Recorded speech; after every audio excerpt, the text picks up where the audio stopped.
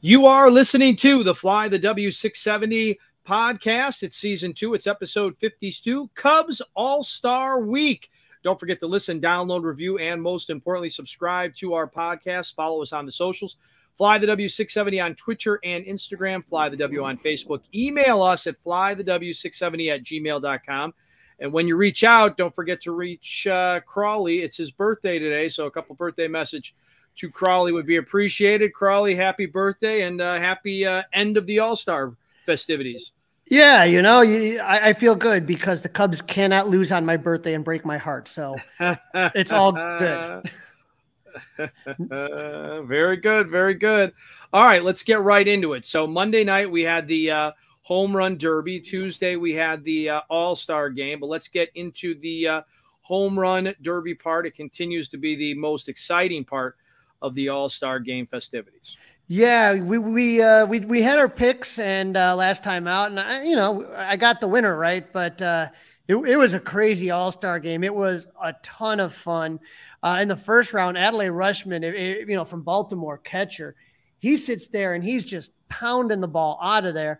And then after a timeout near the end of his round, he goes and bats from the other side. So he started left-handed and hit like 21, 22 home runs. And then he flips over and then does another 4 or 5. And you're thinking, oh, my God. Right away, I was like, uh-oh, I should have picked this guy. But then the White Sox, Luis Robert Jr. comes in, and he absolutely demolishes the ball in round 1, and he beats him 28-27 to advance to the second round. Yeah, that was a fun matchup. The beginning of it was fun. I enjoyed most of it, but it does get very drawn out. Yeah, I love it. To me, it's my favorite event. So then you had Adolis Garcia versus Randy Arozarena, and we talked about how Randy loves the bright lights, and he did not disappoint. Yes, he does. He loves the lights. He did not disappoint. He takes that round 24-17. Although Adolis Garcia, I thought he should have gone to the bullpen. Whoever was pitching to him was awful. Mookie Betts, God bless his heart for giving it a try, but going up against Vladimir Guerrero. 26-11. It wasn't even close. I kind of felt bad for Mookie. I was like, just let this end. He's just not built for it. Mookie Betts is a great baseball player. He's not built for home run derby. No, but one guy that is Pete Alonso. He puts up 21. Everything's looking good, but I mean, he had to go up against Julio Rodriguez, who knocks him out for the second year in a row. Julio put on a show in front of the hometown. 41 home runs, Dustin, a new record, and it was unbelievable.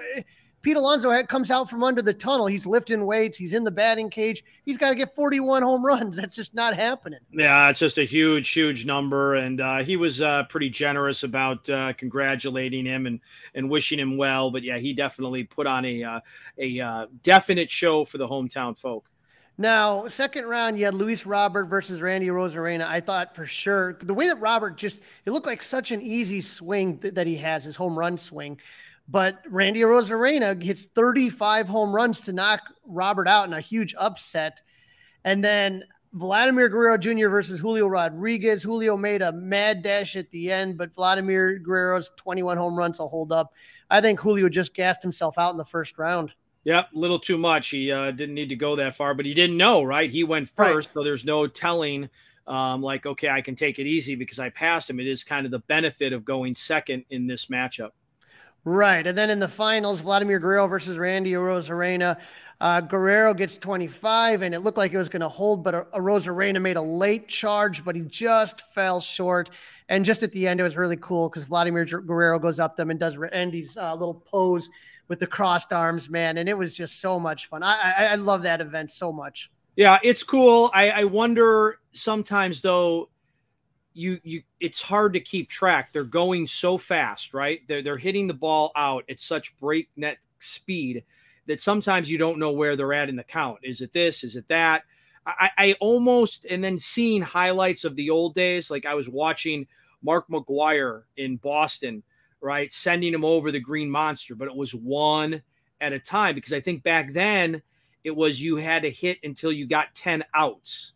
Right. You hit if you made 10 outs, meaning you didn't get it out of the park, that counted as an out. And then every other hit that went out of the park obviously counted as a home run. So you don't get to see it as much. I think the current version is fantastic for the people that are at the ballpark.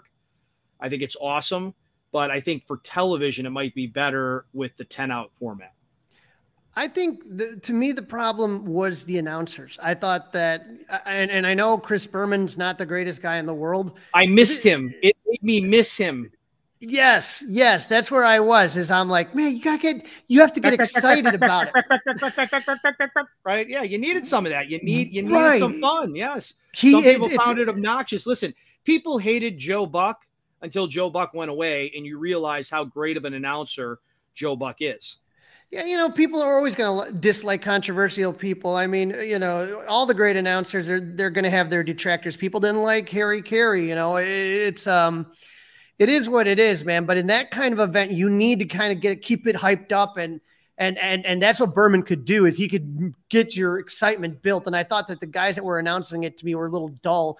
And then I don't know if anyone else saw this. They gave Bo Bichette a microphone, and he kept going up to talk to Vladimir Guerrero, and they kept asking him to say things, but Bo Bichette doesn't speak Spanish, and he couldn't really do anything. It was like, why did you give this guy a microphone? So yeah.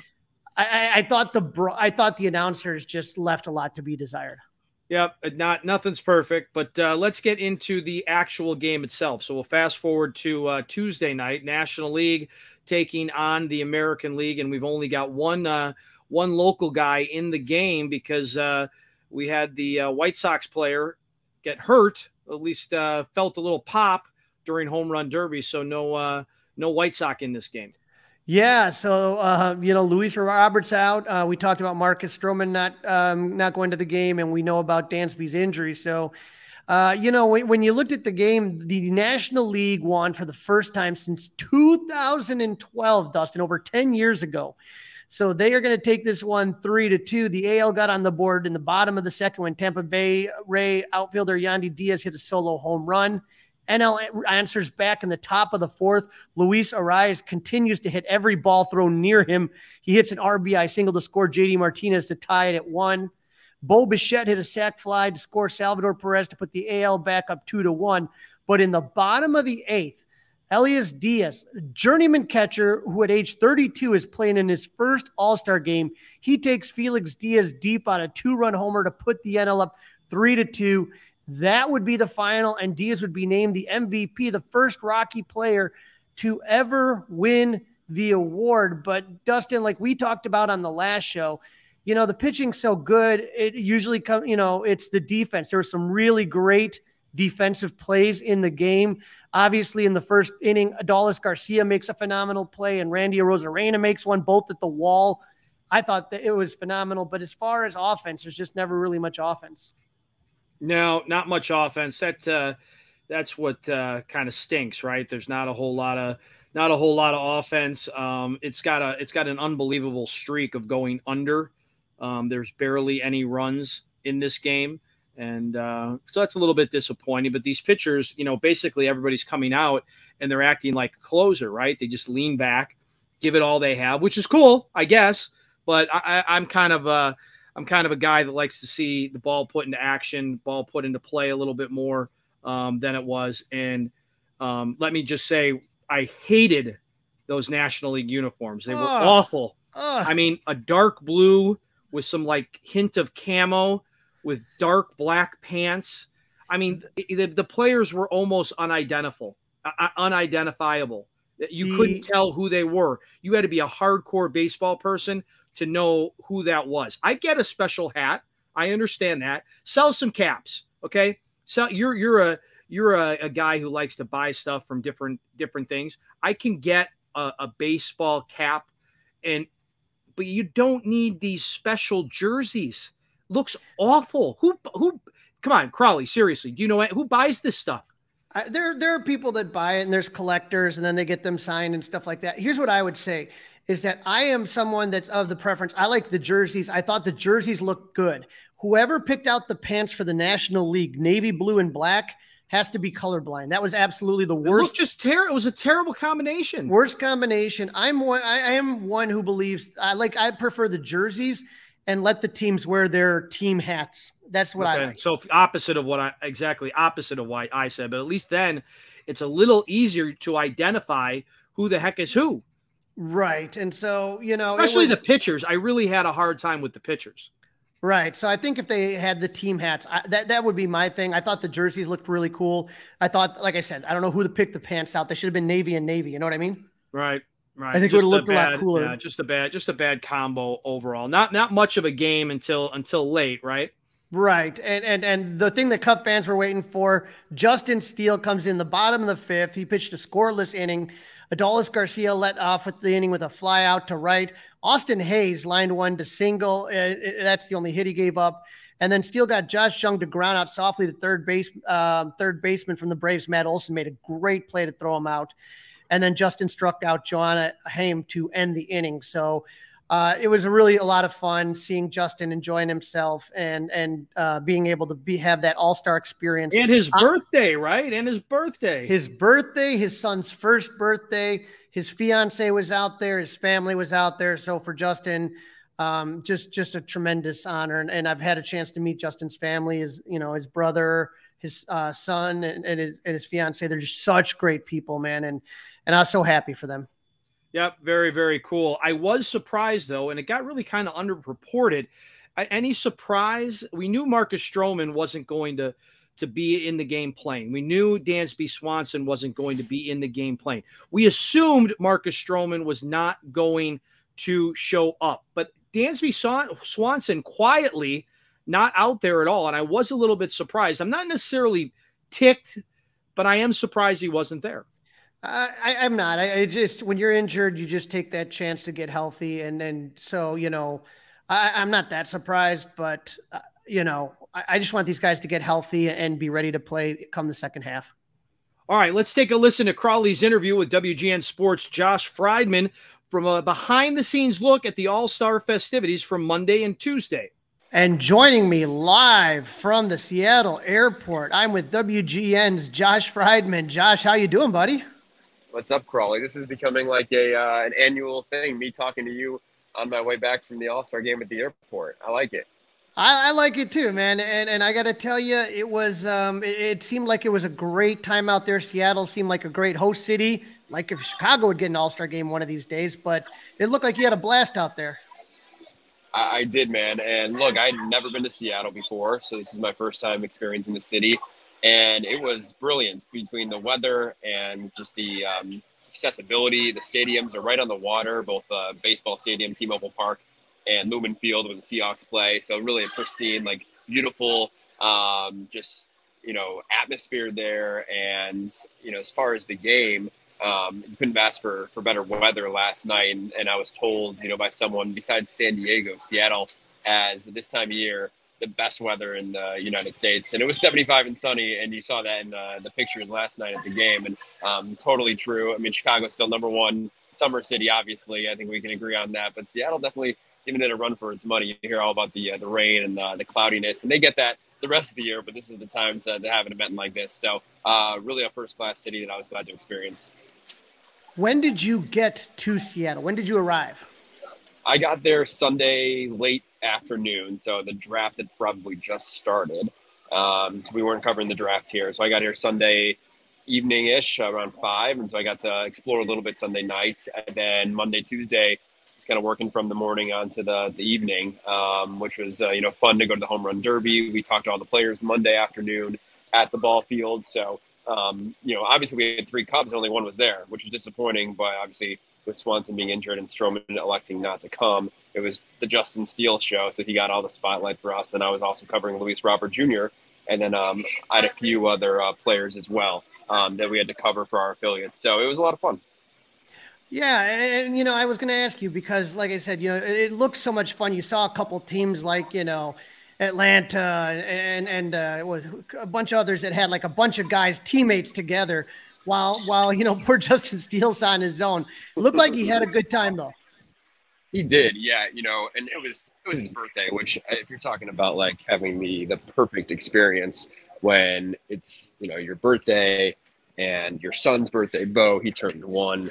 So to be able to, have that and share it with family, his fiance Libby was there. We caught up with them on the red carpet. They have this, huge red carpet event that is, it's a fashion show, right? You see some pictures right there of Justin looking pretty good, obviously. And it's funny that they have this red carpet show in the middle of all the All Star festivities, but they dressed Bo up in the little bow tie. That was adorable. And the guys, you know, they have a great time because they can show off their families and all the people that were there. Luis Robert was with 12 people, for instance, you know, friends and family and his entourage. So Justin, you know, his parents were here as well. He had siblings and obviously Libby and Bo to share it with. And he was, I really, you know, feel like he was soaking it all in.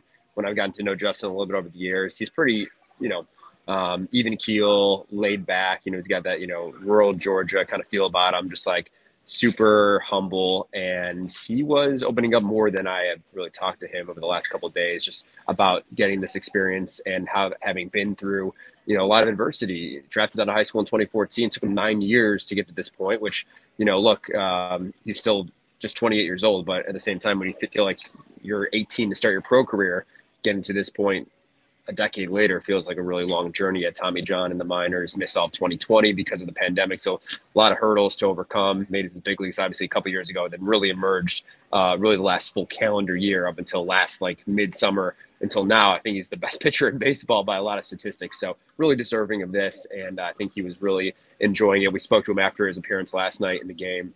And, you know, he told me, you know, the goosebumps coming onto the field, feeling that adrenaline, because he doesn't come out on the bullpen very often, but to have that experience and to do it on his birthday was just something he'll never forget. Yeah, you know, and I've had the chance to interview Justin myself, and just a very humble kid, like you said. And I felt like when I was watching you guys interview him, that emotion was it was almost like a realization of, you know, all that work, everything you've been through, whether it was the injuries, whether it was the pandemic season, whether it was everything, this was finally it, man. And it was the culmination of all that work for all those years to be among baseball's best players. And you just saw a smile ear to ear on that kid. Totally. And look, we forget sometimes that these are human beings, and 34 of the All-Stars were first-time All-Stars. And so to be able to experience this, and I think the coolest part for a lot of guys is seeing some of their idols. You know, Clayton Kershaw is Steele's idol, and he had already met him and talked to him when they played LA. So he was like, I kind of already did that, but be able to be on the same team, even though Kershaw wasn't playing, is a special moment for Steele. And just interacting with a lot of these guys, they, you know, with interleague play, they play everyone now. So it's not as unique to maybe face a guy from the American League West, for instance. But at the same time, when someone on the Diamondbacks is your teammate, or the Marlins or Braves or other teams that you don't get to see very often outside of the division, it's pretty cool. And, you know, for Steele, he mentioned, you know, Austin Riley is also from a very similar area in Georgia as him. And that I believe he said, like, when they were in high school, Riley was like an exceptional athlete that he knew about. And he made that great play at third base during Steele's inning. So just to experience that and have a little moments afterwards with Riley. It's those little things that I think makes the Baseball Midsummer Classic super special. And I think that's why fans continue to tune in.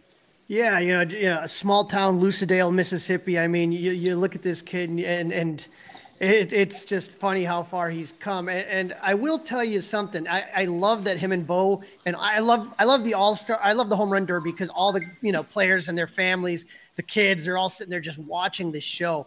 And it just seemed like that stadium was absolutely electric, especially the performance that Julio Rodriguez put on. I mean, that had to have been goosebumps for you over there. Yeah, and thanks for correcting me. Mississippi, I get my southern states wrong a lot. So Mississippi, obviously, not Georgia. But yeah, the Home Run Derby, you know, the hometown kid hitting 41 in the first round, setting a new record.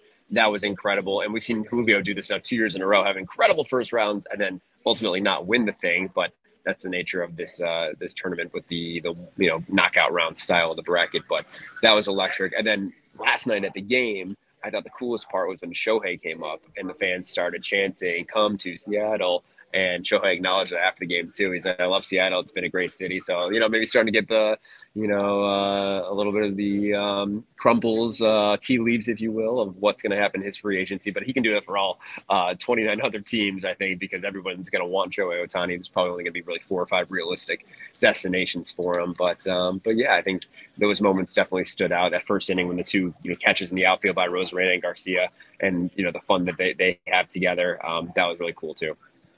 And you know, when you think about it, when Shohei first came here, Chicago was the only team he took a meeting with that was not on the West Coast.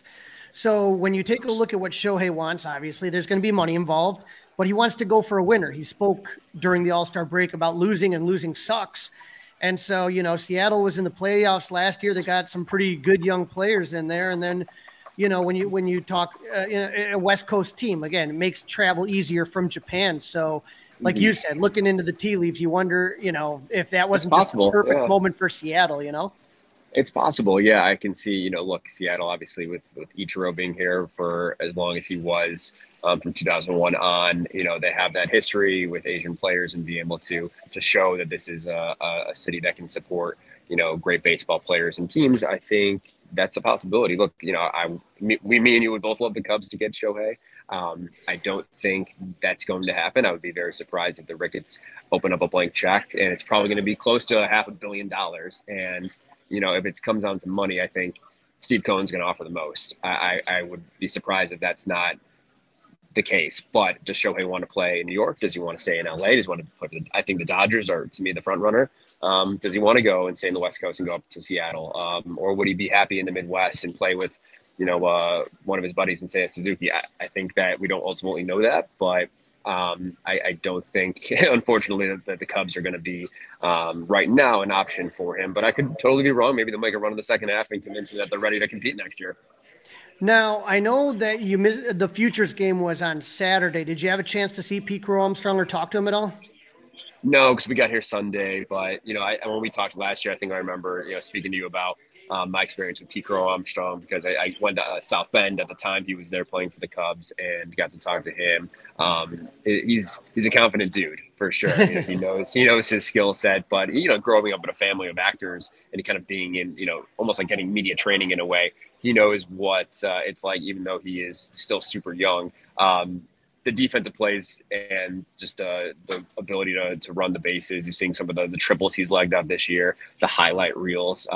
That is, to me, what makes him MLB ready right away. Those things are going to be there. Whether he can hit for a high enough average and power at this point in his trajectory, that remains to be seen, but he's only in Double-A. So I think Cubs fans are eager for his promotion to Iowa. I think it'll happen before the end of this year. And then, you know, we'll see what happens with his trajectory to the big leagues. I expect him to be here in Chicago next year. I don't know if that's going to be breaking camp with the team.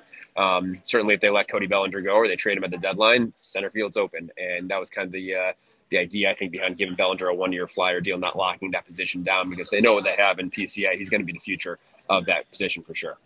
Absolutely. So we got the Futures game, the Home Run Derby, the All-Star game. What else is there out there for someone that's hoping to go to an All-Star game or maybe attend when it comes to Chicago? Yeah, and look, the fact that Wrigley hasn't hosted in, 33 years, which is pretty crazy in my mind. Seattle last hosted in 2001, so they've gotten it obviously more recently here. It's going to be in Arlington next year, and then Philly the year after that. So the earliest the Cubs could see it is 2027, or 2026, I should say. So, yeah, I don't see why it's not back at Wrigley, especially since the renovations. The Ricketts kind of said, once we do all these renovations, we want to have an all-star game. I think that makes perfect sense because it wasn't really accessible with the smaller ballpark and everything that was there before. And the neighborhood, as you know, is totally transformed. So I think it would be super accommodating to all the fans that would come in for the all-star game. But yeah, there was a really cool event Friday that Ken Griffey Jr. helped put on, which is HBCU Classic. So that was, from what I understand, a really cool event to go to. They have this play ball free events at Lumen Field where the Seahawks play across the street. So there's tons of things for fans that aren't shelling out $300 to go to the All-Star game, right? There's fun, free things for them to do, and that's in every city. And, you know, I went to LA last year, and it's just a different experience because Dodger Stadium, it's not really around anything. It's traffic nightmare. Seattle, yeah, there's traffic, but like, you are staying in the nearby hotels, and if you wanted to, you can walk there. We took a media shuttle, and it was about a mile away, but it's just super accessible to other things, the stadium and where that is. I think Arlington's going to be similar to Dodger Stadium last year, because I think the ballpark, I've never been, but from what I understand, I have friends that have gone, it's not really close to anything either. So we'll see if I get lucky enough to go next year. Curious to see how it plays out. But, you know, the All Star festivities, there's so much more for fans to do besides attend the game and the Home Run Derby. If I was a fan, I'd probably want to go to the Derby if I had the choice of one of the two. I just think that's pretty cool to be able to sit in the outfield and just, you know, hopefully shag balls, get a few opportunities to get a home run ball. And I think that excitement level is a little bit more sustained than watching a 3-hour game that, most of the guys you don't even know, these relievers coming in from different teams. And so it could be a little bit of a slog. But last night was fun. It was competitive. It was a close game throughout.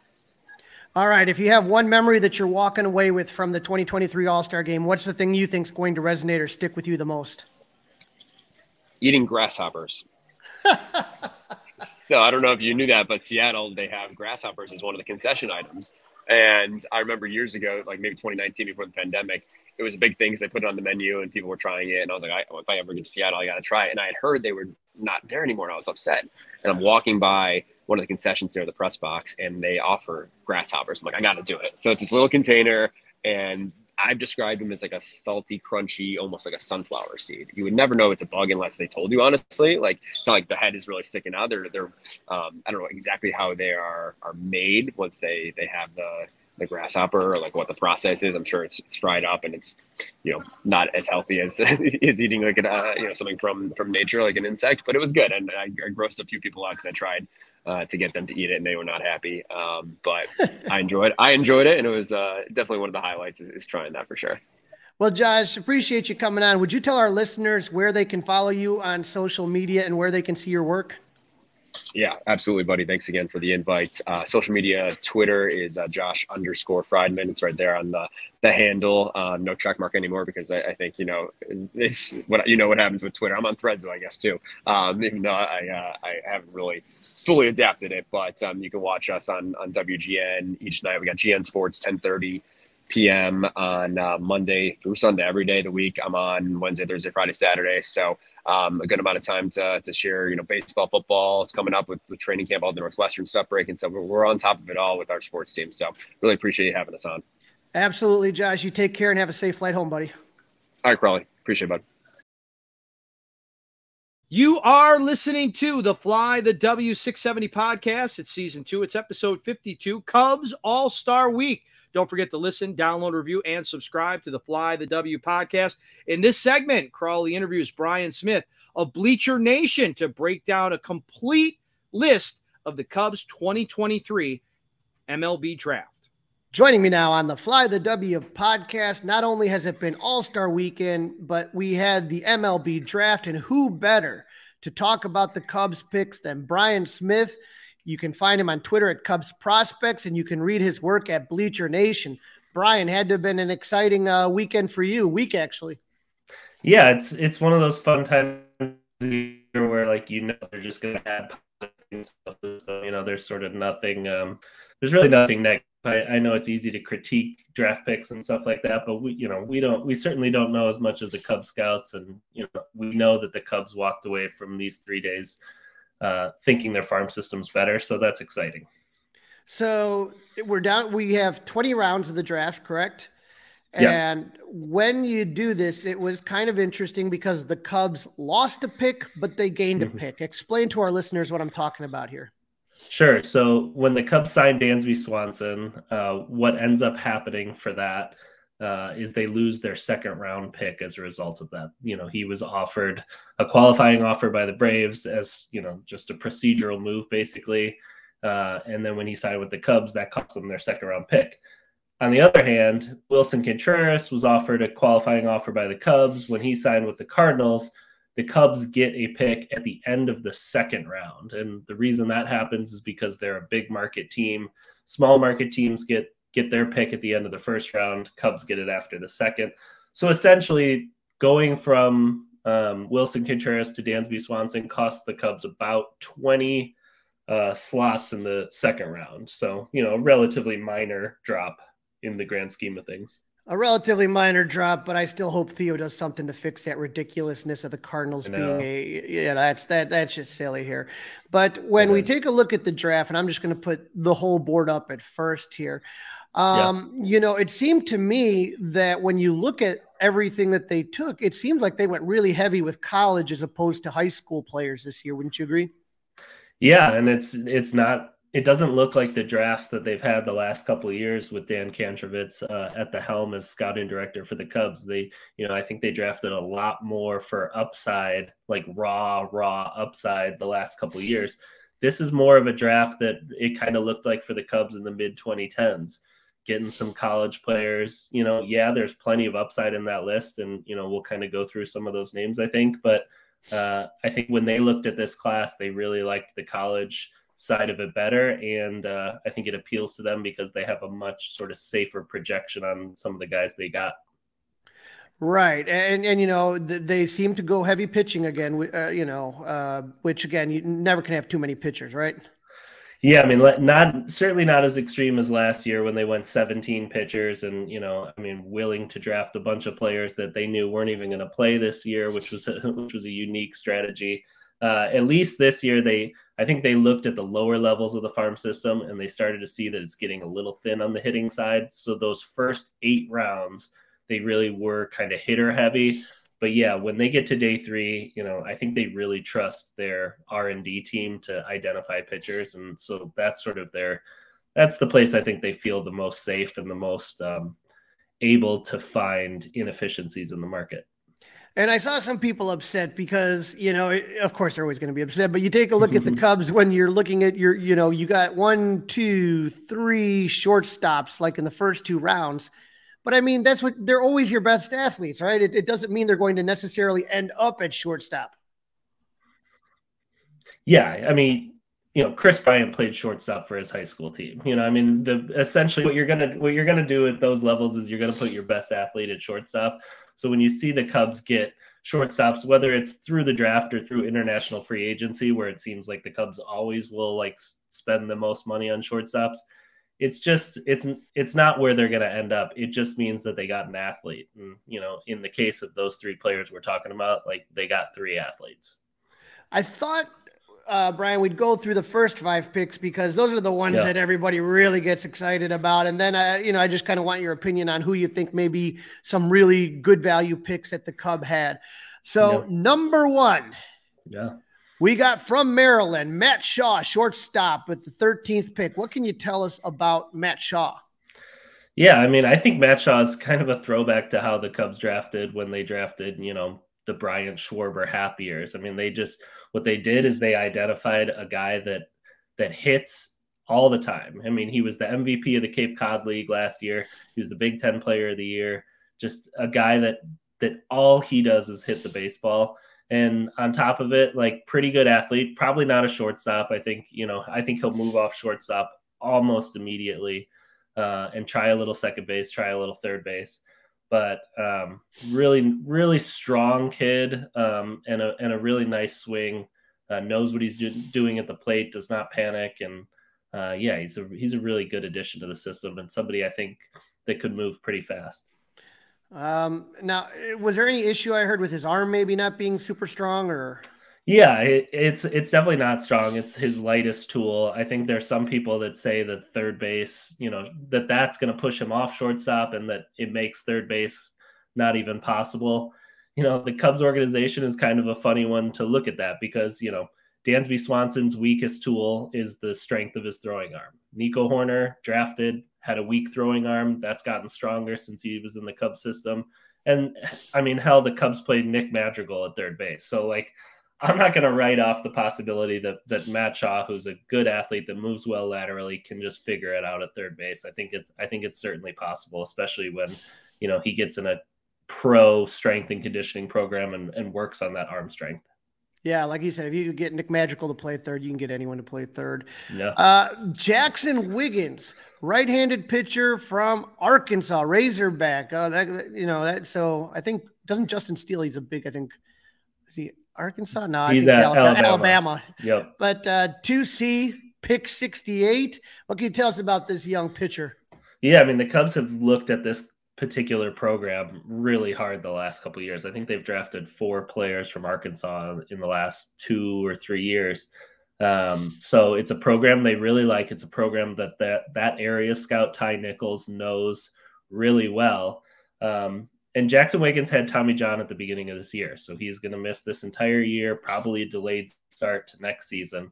But I think, given the Cubs' familiarity with that program, I think in the weeks before his injury, I bet you Ty Nichols saw some stuff that other organizations didn't. I think, saw some 98s with the fastball, but probably more importantly, saw a lot of development in terms of command and secondary stuff.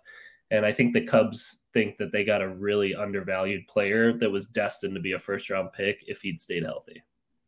That, you know, and again, who doesn't have Tommy John nowadays? It feels like, you know what I mean? The Cubs are really comfortable with like getting through the Tommy John process with their players. If you look at last year's draft picks, you know, I want to say there's 4 guys already that are going through the Tommy John process. It just doesn't intimidate the Cubs. I think they think it's actually a way to find undervalued players that, you know, the market might be scared off by the Tommy John surgery, and the Cubs feel good about the rehab process they have in Mesa for those guys. Right. Now, with the 3rd round pick from the University of Florida, Josh Rivera, shortstop. What do we know about Josh? Yeah, I mean, one of my favorite picks in the draft, like a guy that broke out this year in a huge way, would have been a higher draft pick if he wasn't a senior. College seniors drop in the draft a little bit, mostly because they just don't have the leverage that a college junior has. If he was a junior, you know, probably a guy who gets some first-round pick consideration. Really like physical, strong shortstop, good body, but I think a guy that, you know, probably can stick at shortstop in the long run as well. Broke out this year after struggling a little bit in his first couple of years. So, you know, I think if you're looking optimistic, you think about a guy like Jeremy Pena, who was a guy who kind of struggled in college, found his power stroke a little later into his sort of like early to mid 20s, that 23 to 25 range, and then has been a stud for the Astros since. And, you know, I think that's the kind of player the Cubs think they got here. Nice. Wouldn't mind a Jeremy Pena on the Cubs, I'll tell you that much. Yeah. 4th round pick number 113 out of South Carolina, Will Sanders. What do we know about this right-handed pitcher? Yeah, I mean, the Cubs clearly like just big bodies. If you're 6'5" and can throw in the 90s, the Cubs are interested. And, you know, Will Sanders is 6'6". Could have been a first-round pick this year if he really pitched well. Did not pitch particularly well. So I think the Cubs are going to try to find more of the guy they saw in fall ball. And even a little bit last season. They're going to try to sort of rediscover some of that stuff. I know Will fought through some injuries this year. So I think the Cubs think if we get him back to that point he was at a year ago, then, you know, we probably got a 2nd round pick value in the 4th round. And, you know, I mean, anytime you can do that, that's a win. And I think that kind of leads us to an important point, is that there's 2 things that you kind of take a look at, two sides of the coins, the scouting part and the development part, right? Yes. And so it's kind of like, oh, well, he didn't have a good year, But if they see something in a guy, they trust their system. Yes. Yeah. I mean, he's a guy that's given up a ton of home runs in college, and that's been a real problem. And I think what they see is that he throws way too many low 90s flat fastballs. And I think the Cubs have a lot of confidence that what they can do is they can move a guy from the low 90s to the mid 90s through their velocity program. And then through, you know, the work they do in labs and things like that, they can slightly alter the grip he has on his fastball. And what that's going to do is sort of, you know, if they do it right, it's going to add ride and life to that pitch, which then will make it play better up in the zone. And instead of guys hitting home runs, they end up swinging under it. So, yeah, the Cubs are not afraid to tackle a project, especially on the pitching side these days. They really believe in their pitching player development infrastructure. All righty. And then in the 5th round, Michael Carrico, catcher from Davidson, in the 5th round, pick 149. What does Michael provide for the Cubs? Yeah, I mean, he's your guy that, like, his numbers. Hayden McGeary was the guy the Cubs drafted last year, that when the Cubs drafted him, you looked up his college numbers and they looked like, you know, straight out of a video game. And Hayden's been able to translate it really well this year. If you look up Michael's numbers at Davidson, it's the same thing. Just looks like a video game. 500 on base percentage stuff. This year, I think he probably could have been well if this year went a little different.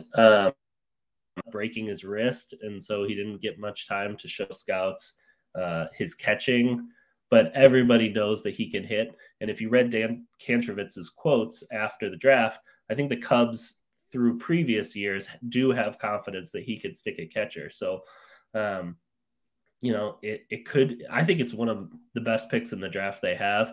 you watch video of him, you're going to like it, Crawly, because when he hits home runs, his finish reminds me so much of Miguel Montero. And, you know, it's that's a fun swing to have around and watch every day. Oh, absolutely, man. Now you got me excited even more. So you got a catcher who hits like Miggy. Yeah, that's my guy. Now I'm putting a little star next to him. Yeah. And so those are the top 5 draft picks that the Cubs had. And so again, there's 20 rounds, and I didn't want to go through all 20. Yep. But if you take a look, we look at the top 5. Now, between 6 and 20, give me 3 guys that you're just sitting here and you're like, this could be a steal. Keep your eye on this guy right here. Sure. Yeah. I mean, the first name that I would go for is their 11th round pick. Zaire Hope is his name. And I think we heard in the last 12 hours that Zaire is going to sign. He was a late commitment to North Carolina, a guy that popped late in the season. And I think a lot of teams saw that commitment to North Carolina and just thought, oh, we're not going to be able to sign him. You know, credit to the Cubs for sticking on there to get a bonus number that they were comfortable with. And, you know, it looks, we still got 3 weeks until these signings are going to be official, but it looks like it's going to get done. You watch tape on Zaire, and I mean, his bat absolutely explodes through the zone. A guy who has a lot of present strength, but also a lot of projection. He's a project. It's going to take a few years, but you can't teach physicality, and he's got plenty of it. So he's the guy. I think I would not be shocked if he's like the second best player from this draft class. But you know, it might take 5 years to get there. And I think sometimes people have to be aware, and obviously with Justin Steele making the All-Star game, and Justin talked about it. I've heard a lot of Cubs executives talk about especially with pitching, but it's not linear. You know what I mean? Especially when you're taking these guys out of high school. Justin Steele, 2014 was a draft pick. He finally makes an All-Star game about 9 years later. This is going to, you know, you may not hear Zaire coming in 2 years, but someone to keep an eye on. Absolutely. Yeah. And I mean, another player that I'd highlight is the 10th round pick. You know, we talk about a pitcher now. Luis Martinez Gomez is a guy out of junior college in Texas. And if you look up his numbers, he had 2 junior college seasons at 2 different schools. They are not particularly impressive numbers. He had a 6 ERA as a freshman at a college in California. He struck out less than 8 batters per 9 innings at the junior college in Texas last year. But then you watch tape and you're like, man, it is the quickest arm that the Cubs drafted this year. A guy with some projection left, you know, definitely going to be throwing in the mid-90s with the Cubs. And it gets back to what we were talking about with their pitching development. They think they can change like 2 things pretty easily, and it's going to take those strikeout numbers from below average to way above average. And I'm excited to see, as a guy who just sort of nerds out on the process of player development, I'm excited to see how they tackle him. All right. And one more guy. Who else you got? All right. I will do the 7th round pick, Yehiel Melendez, who's a shortstop out of Puerto Rico. He's a fun one. He's listed at 6'3", 165 pounds.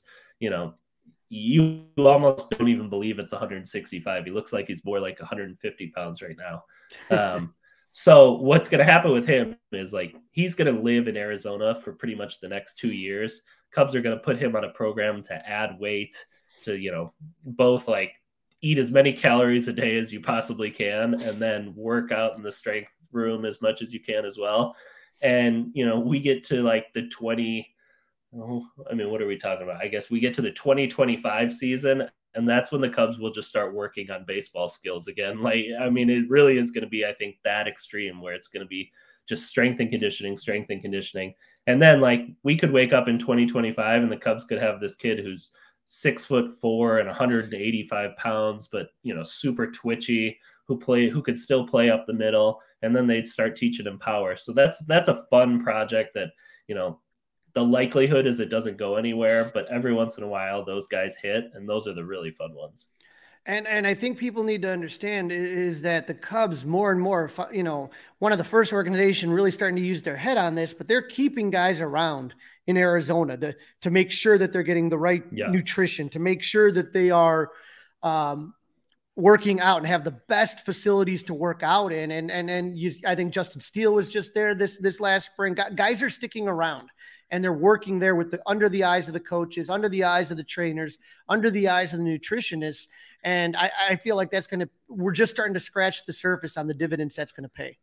Yeah, what you see the really smart organizations doing right now is putting their best coaches at their complex level.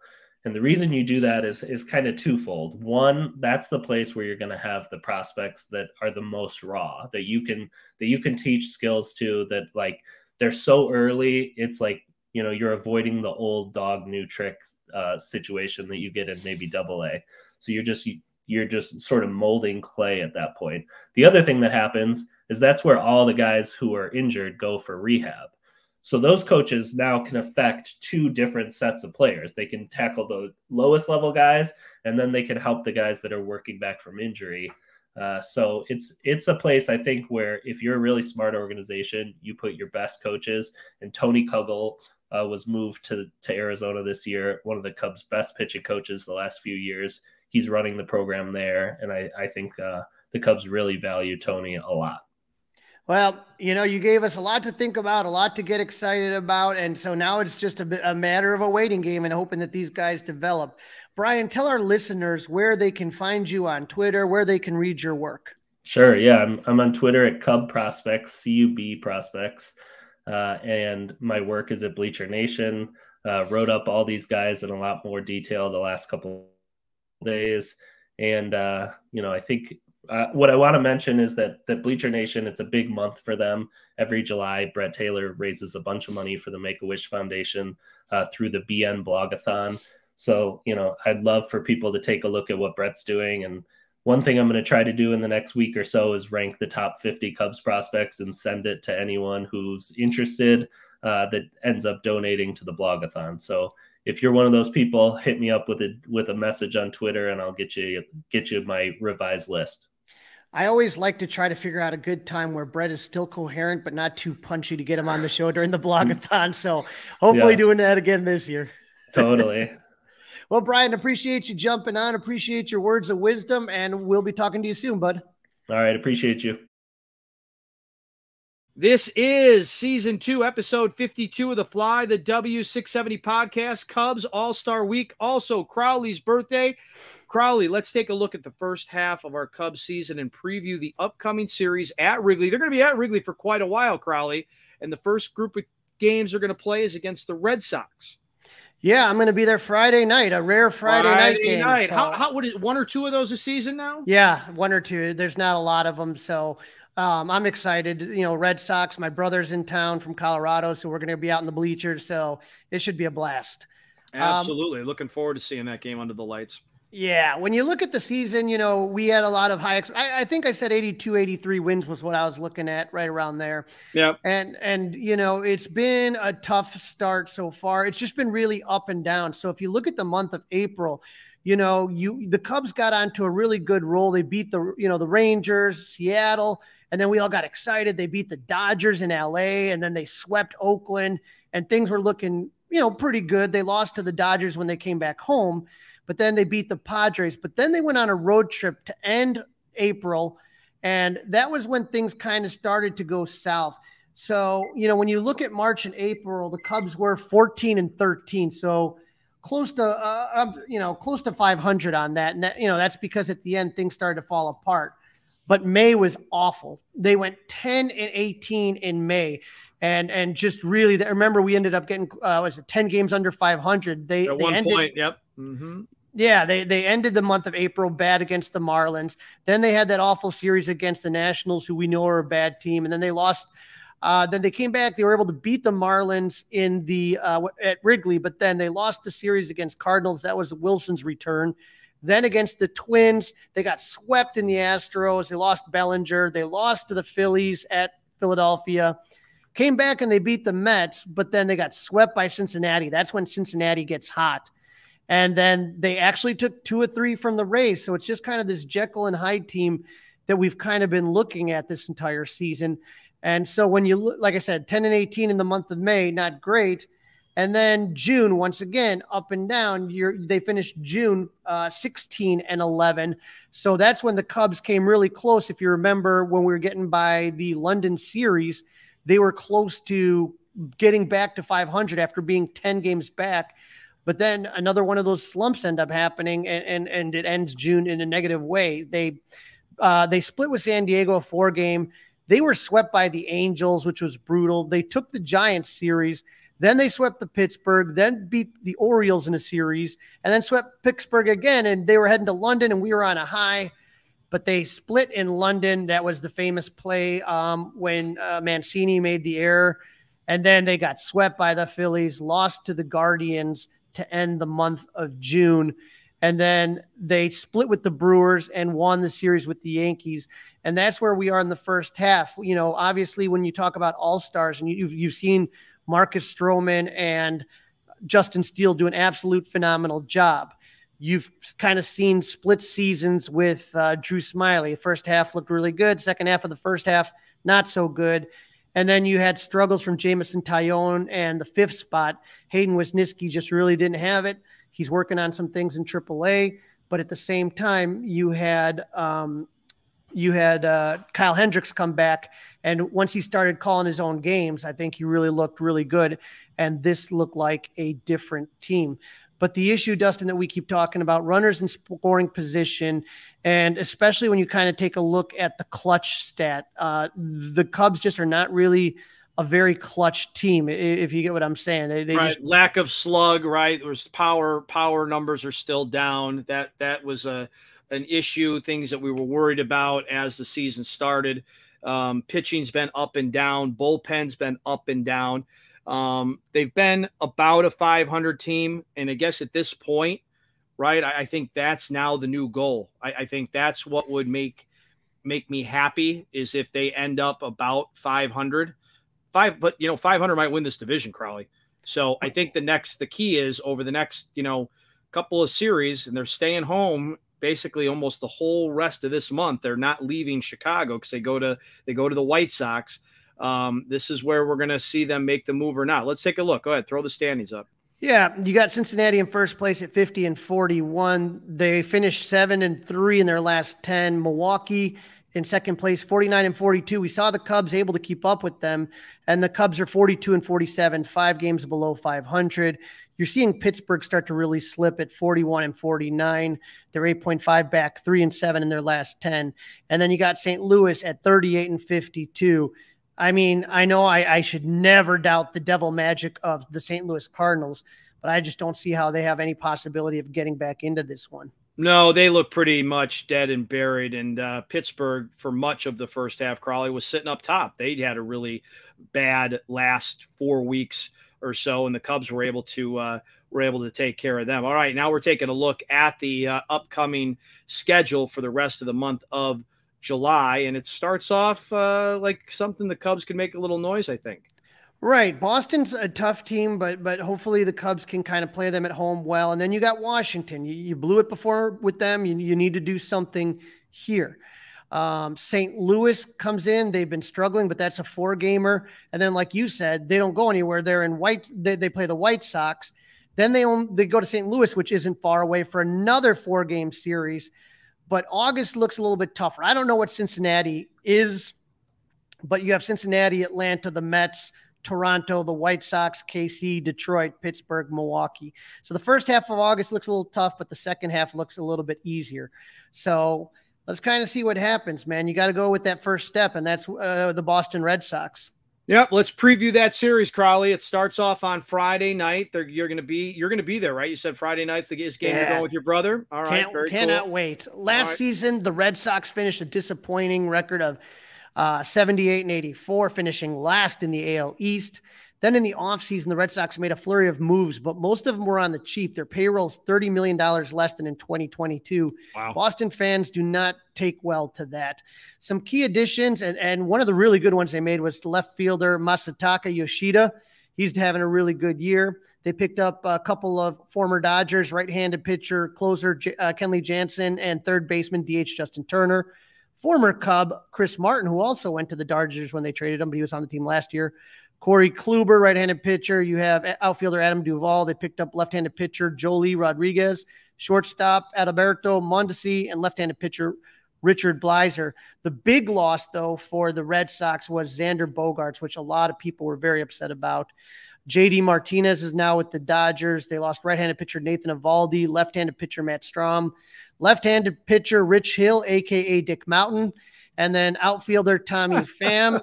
And then we all know about first baseman Eric Hosmer, who came to the Cubs, and that was not didn't work out that well. The big move they did made is they were able to extend Rafael Devers. So that was a big move that made Boston fans at least a little bit happier. But they are doing better this year, Dustin. They're 5 games above 500 at 48 and 43. But get this, in the AL Central, that puts them in last place. In the AL East, it puts them in last I'm sorry, place. AL East. God, it would put them. Central. It would put them about 5 games ahead in the AL Central. That's so funny, though. I mean, exactly. It just shows you how crazy this year has gone with both the Centrals, both the AL and NL Central. Yeah, the Red Sox finished the first half hot, going 8-2 in their last 10 with a 5-game winning streak. So it's similar to what we talked about when the Cubs had to go to, like, London. It's like, God, we're playing so good. We don't want them to go anywhere or screw up, Right. All of a sudden the All-Star break came at the wrong time for the Red Sox. Absolutely. All right, so let's take a look, Crawly. Game number 1, Friday night. We got the professor leading things off for the Cubs. Yep, Kyle Hendricks coming out of the gate, and like I said, he was a welcome return. And he doesn't have a win in his last 3 games, but it's not really – I wouldn't blame him too much. 5.2 innings, he went against the Yankees, 4 earned runs. He didn't factor into the decision. Against Milwaukee, he went 6 innings. He gave up 1 earned run, didn't factor in the decision in that one. And against the Phillies, he went 7 innings pitched, gave 8 hits, 3 earned runs. Didn't factor on that, or he took the loss on that. So 3 earned runs, but you kind of see what you're getting with him. And remember that, he gave up the 4 earned runs against the Yankees, but one of them was a home run that only was a home run in Yankee Stadium. So it's like, whatever, man. But I think he's been pitching well, and he is a guy that is going to give you a chance to win the game. Absolutely. Always gives you a chance, always keeps you in there. And I think he'll be absolutely motivated to put on a good show. Now, he's going to be going up against youngster Brian Bello, age 24. This is his 2nd year, and he's at 6-5 with a 3.04 ERA. He got really hot at the end here against Texas. He went 7 innings and only gave up 2 earned runs. Against Miami, he went 7 innings and gave up 1 earned run. And against the White Sox, he went 6.2 innings and he gave up only 1 earned run. So right now, the Cubs are going to have – this is not going to be a simple game for them. This is going to be a lot tougher than they anticipate. Bello has started out he struggled a little bit. He had a couple games that kind of, put the numbers higher up on the ERA. But I'm just looking at his last, all his starts lately, and they've all been 2, 1, 0 runs that he's given up. So Cubs are going to have to try to do something against this kid. They've never faced him before. Bats are going to have to be there. So game number 2 is a game I'm most worried about, Crawly. It's Drew Smyly, and as we pointed out, as we recap the first half, he has started to go the wrong direction. He's been walking guys and giving up a lot of home runs. Yeah, and that's what has you worried here is that, against the Yankees, and he's not giving you any depth, which is killing the bullpen.